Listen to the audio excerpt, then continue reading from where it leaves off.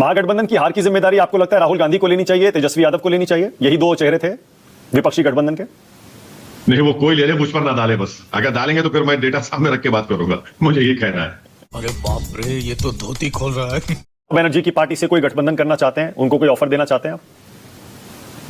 ऐसा है ना कि लाइटर वेट में कह रहा हूं आपको, हिंदुस्तान की राजनीति में अगर कोई बर्मुडा ट्रायंगल है तो असदुद्दीन ओवैसी है।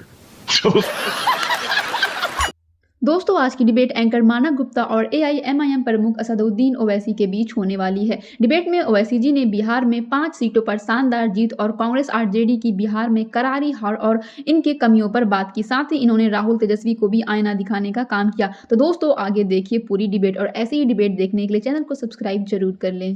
चालू करो बे। ओवैसी साहब, आपका क्या असेसमेंट है? क्या हुआ ऐसा कि ऐसी आंधी, ऐसी सुनामी आई एनडीए की और महागठबंधन इतनी बुरी तरह हार गया? 200 से ज्यादा सीटें 243 में से एनडीए जीत गया। 206 पिछली बार 2010 में जीती थी। लगभग वैसा ही परफॉर्मेंस 2025 में क्यों हुआ? ये तो उस पार्टी के, गठबंधन के पार्टी के जिम्मेदारों को बैठकर सोचना पड़ेगा, वो बता पाएंगे।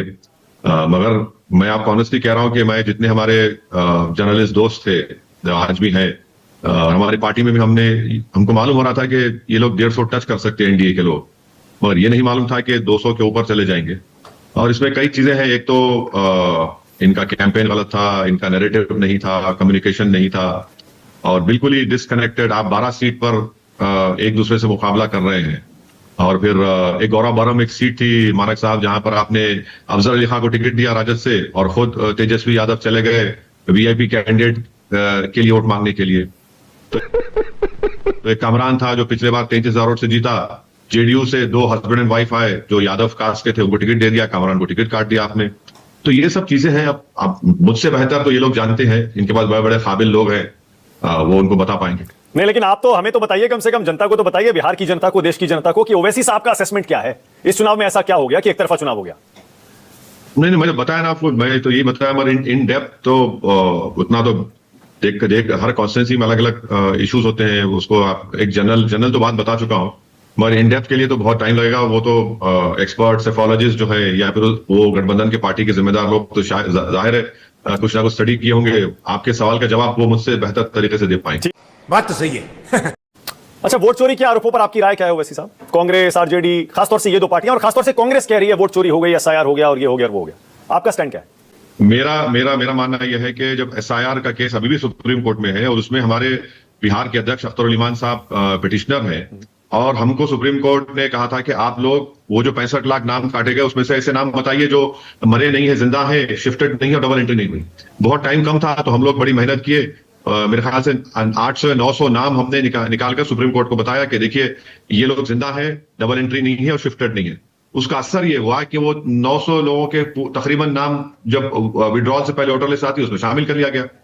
तो अगर हम लोग अपना काम नहीं करेंगे तो जाहिर है जो बीजेपी है, वो तो बीजेपी सिर्फ इलेक्शन नहीं करती ना। वो तो बीजेपी तो 24 घंटे ना उनको गवर्नेंस से मतलब है, उनको सिर्फ चुनाव जीतने से मतलब रहता है। तो कुछ भी हमको तो अपनी जगह पर अपना काम करते रहना चाहिए था।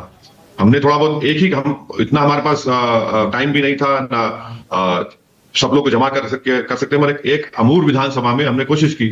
तो दूसरी बात यह है कि अगर खुद कांग्रेस के एक एक्स लीडर जनाब शकील साहब, जो मैं बड़ी इज्जत करता हूं, 2004 में वो यूनियन मिनिस्टर थे, शकील साहब ने अच्छी बात कही। उन्होंने कहा कि 65 लाख अगर नाम काटे गए, ये शकील भाई के अल्फाज है, मेरे नहीं। उन्होंने कहा कि तो 65 प्रोटेस्ट होना चाहिए था, वो नहीं हुआ है।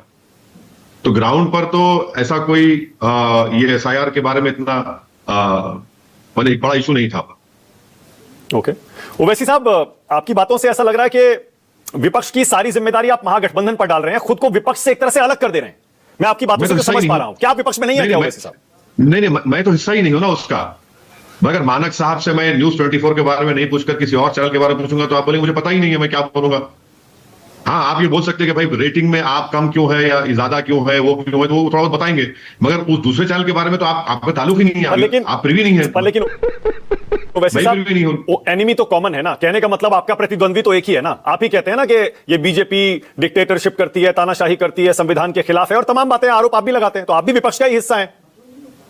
हाँ, बिल्कुल है। हाँ, हम अपनी जिम्मेदारी को निभाने की पूरी भरपूर कोशिश कर रहे हैं। हम बिल्कुल कर रहे हैं। हम तो ये नहीं बोल रहे हैं कि अगर आप हमको साथ नहीं लेंगे तो हम बीजेपी के खिलाफ नहीं बोलेंगे। हम तो बोलते आए हैं और बोलते रहेंगे। ओवैसी साहब, आपकी बातों से जो मैं समझ पा रहा हूं, correct me if I am wrong, आप महागठबंधन से, कांग्रेस से, आरजेडी से ज्यादा नाराज दिख रहे हैं बीजेपी के मुकाबले, और उनकी हार पर ऐसा लग रहा है कि आप संतुष्ट दिखाई दे रहे हैं कि आपने हमें साथ नहीं लिया ना, ज्यादा घमंड में दिख रहे थे, अब लीजिए हार गए। नहीं नहीं, बिल्कुल नहीं है। हम भी नहीं चाह रहे थे कि दोबारा एनडीए की सरकार बने। हमने अपने तरीके से बहुत कोशिश की। अब उस कोशिश को खुल के बयान कर भी सकते हैं, बात चीजों को बयान नहीं करते हैं, ना करेंगे हम, मगर अब वो बना लिए सरकार। Okay. तो यकीनन कोई खुशी नहीं है हमको भी तकलीफ है। हाँ, खुशी हमको इस बात की है कि हमारे जनता ने हमारे एमएलए को कामयाब किया, हमारे कैंडिडेट्स को बड़े मोहब्बतों से उन्हें नवाजा, और मोहब्बतों से नवाजा, निछावर किया अपने आप को वोटों के जरिए से, तो हम खुश हैं। मगर हम ये नहीं चाह रहे थे कि दोबारा एनडीए आए। अब वो जनता ने फैसला दिया है तो हम उसको इज्जत की निगाहों से देखते। हमारा जो मंशा था, मर्जी थी, उसके खिलाफ नतीजा आया। बंगाल में लड़ेंगे जाकर इस बार चुनाव? अभी बातचीत चल रही है, हमारे लोग बात कर रहे हैं, तो फतेही जवाब देंगे, आपको थोड़े दिनों में देंगे। क्या आप लेकिन एक प्रिंसिपल, एक स्टैंड आपका है कि आप भी वहां भी ममता बनर्जी की पार्टी से कोई गठबंधन करना चाहते हैं, उनको कोई ऑफर देना चाहते हैं आप? ऐसा है ना कि लाइटर वेट में कह रहा हूं आपको, हिंदुस्तान की राजनीति में अगर कोई बर्मुडा ट्रायंगल है तो असदुद्दीन ओवैसी है। उसका इलाज मेरे पास तो नहीं है। क्या बात है क्या बात है।